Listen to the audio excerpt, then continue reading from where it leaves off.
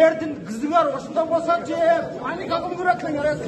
Оштон Кара Суу айылынын тургундары чогулуп шектүүнү камап, кыздын укугун коргоону талап кылышты. 15 апрелдин таңында Оштон Кара Суу районунун тургуну 5 жашар кызын уктоочу бөлмөсүнөн таппай калган. Кыздын атасы турмуш басылмасына окуяны айтып берген. 5 апрелде кызым сыртым жок экен. Аямы көзөтүп жатат көчөгө. Таппай, аямы шешесип, кызымын көзүм алып таап келдик биз. Машина качып кетет, машина кырып калыптыр антка. Кызым көзүм барып баланы кармап, айлы алып келдик. Evet taşırdık, Karas'a öttü. Karas'a öttüysem, 12'de geldik biz. Hala bir şey var, sonra kalmamız gerek.